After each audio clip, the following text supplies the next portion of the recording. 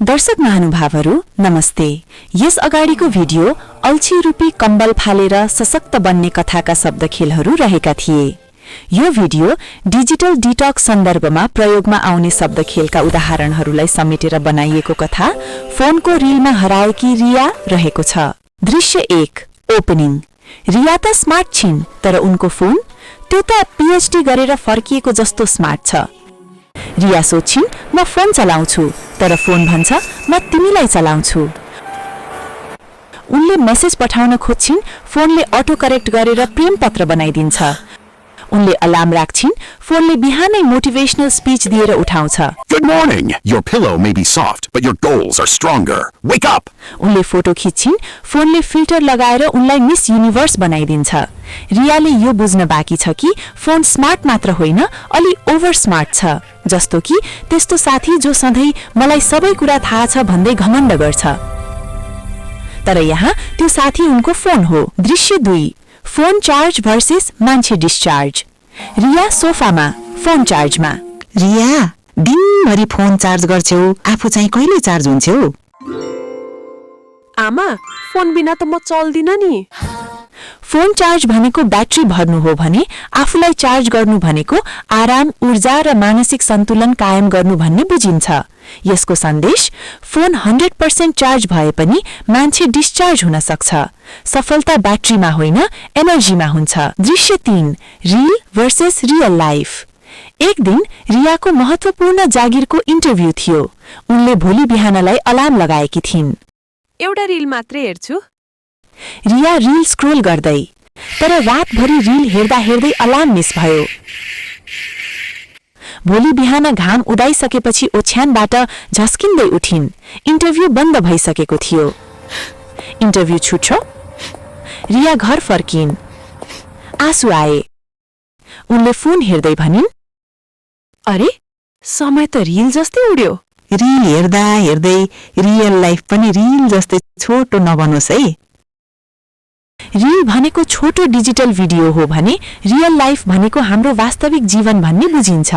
यसको सन्देश डिजिटल मनोरञ्जन छोटो हुन्छ, तर यसको असर लामो हुन्छ। क्षणभरको क्लिकले जीवनभरको सोच बिगार्न सक्छ। Short scroll, long श्याडो।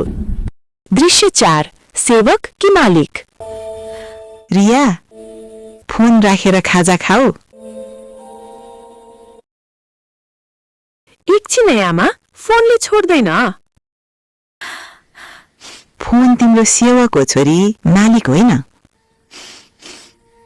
सेवक भनेको हाम्रो नियन्त्रणमा रहने साधन हो भने मालिक भनेको हामीलाई नियन्त्रण गर्ने शक्ति भन्ने बुझिन्छ।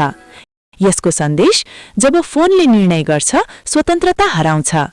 टेक्नोलोजीको मास्टर होइन, owner बन्नुहोस्। Either control the screen or lose your scene. दृश्य 5 smartphone versus smart user. Phone त स्मार्ट छ, तर म किन थाकिरहेकी छु? फोन स्मार्ट भएर मात्र हुँदैन, चलाउने मान्छे पनि स्मार्ट हुनुपर्छ। Device smart but choice is art. अर्थात् स्मार्टफोन भनेको प्रविधियुक्त उपकरण हो भने स्मार्ट युजर भनेको त्यसलाई सचेत र सन्तुलित रूपमा प्रयोग गर्ने व्यक्ति भन्ने बुझिन्छ। यसको सन्देश स्मार्टफोनले होइन, असावधान प्रयोगले समस्या ल्याउँछ। अर्थात् smartphone is not the villain, unsmart use is the real killer. दृश्य 6 scroll versus home button. Scroll गर्न त सजिलो रहेछ आमा। हो, तर जिन्दगीको होम बटन कहिले थिच्ने? रिया एकछिन चुप लाग्छिन्। स्क्रोल भनेको निरन्तर ध्यान भङ्ग गराउने क्रिया हो भने होम बटन भनेको आफूभित्र फर्किएर स्थिति बुझ्ने संकेत भन्ने बुझिन्छ। स्क्रोलले माइन्ड डिस्ट्र्याक्ट, होमले हार्ट रियाक्ट।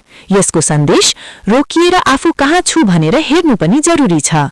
स्क्रोलले भङ्ग गर्छ, होमले सङ्ग गर्छ। दृश्य 7 एयरप्लेन मोड। रिया फोन साइडमा राख्छिन्। आज फोन एयरप्लेन मोडमा। त्यसो भए जीवन चाहिँ लाइफ मोडमा है। दुवै हाँस्छन्। एयरप्लेन मोड भनेको अस्थायी रूपमा डिजिटल सम्पर्क तोड्नु हो भने लाइफ मोड भनेको वास्तविक जीवनसँग सक्रिय रूपमा जोडिनु हो। कहिलेकाहीँ डिस्कनेक्ट हुनु सबैभन्दा राम्रो रिकनेक्ट हो। Sometimes the best connection is no connection. दृश्य 8. Followers versus family. आमा आज मेरो 5000 फलोयर भए। तर घरका मान्छेको फलोअप पाउने गरी तिमी कति बसेकी छौ? आजको जमाना जति धेरै फलोअर उति कम फलो गर्नेवाला परिवार। रिया लाज मान्दै फलोअर्स भनेको सामाजिक सञ्जालका भर्चुअल समर्थक हुन् भने फ्यामिली भनेको वास्तविक जीवनमा साथ दिने सम्बन्ध भन्ने बुझिन्छ। यसको सन्देश भर्चुअल लोकप्रियता वास्तविक सम्बन्ध होइन। लाइक्सले जीवन चल्दैन, लभले मात्र चल्छ। दृश्य 9. Battery versus mind. आमा फोन डिस्चार्ज भएर 20% मा झर्यो। मलाई चार्ज गर्नु छ। छोरी, तिम्रो मन त अझै बढी डिस्चार्ज भइसक्यो। त्यसको चार्ज कहिले? ब्याट्री लो भनेको स्मार्टफोनको देखिने समस्या हो भने मन थकान भनेको नदेखिने तर गहिरो मानवीय समस्या हो। Mental health is the ultimate power bank. यसको सन्देश मानसिक स्वास्थ्य नै सबैभन्दा महत्त्वपूर्ण चार्ज हो। फोन चार्जले जीवन चल्दैन, मन चार्जले मात्र चल्छ। अन्तिम दृश्य डिजिटल डिटॉक्स। रियाले निर्णय लिइन्। डिजिटल डिटॉक्स अर्थात् विद्युतीय उपकरणबाट टाढा, जीवनसँग नजिक। पहिलो दिन गाह्रो भयो। उनले आत्मविश्वासका साथ भनिन्, आमा अब फोन म चलाउँछु। फोनले मलाई होइन, उपकरणलाई मालिक होइन साथी बनाउँछु। फोनको स्क्रोलले होइन, आफ्नै सोचले दिशा बदल्छु। नोटिफिकेसनले होइन, मेरो निर्णयले जीवन चल्छ। डिजिटल डिटॉक्स भनेको फोन अफ गर्नु मात्र होइन, मनलाई रिफ्रेश र सन्तुलित बनाउनु भन्ने बुझिन्छ। रिया अफिस सुटमा छन्। रियाले फोनलाई टेबलमा राख्छिन्, फाइल उठाउँछिन् र अन्तर्वार्ताको लागि हिँड्छिन्। आज रिया सफल छन्। उनको आफ्नै अफिस छ, परिवारसँग समय बिताउँछिन् र फोन उनको सेवक बनेको छ। उनले मुस्कुराउँदै भन्छिन्, डिजिटल डिटॉक्स भनेको मनको रिफ्रेश बटन हो। कहिलेकाहीँ रिबुट हुनु पनि स्वास्थ्य हो। Closing message. दर्शक महानुभावहरू, फोन अफ गर्दा जिन्दगी अन हुन्छ, स्क्रिन बन्द, जीवन खुला। फोनलाई सेवक बनाउनुहोस्, जिन्दगीलाई मालिक। रियाको यो कथा तपाईको पनि कथा बन्न सक्छ।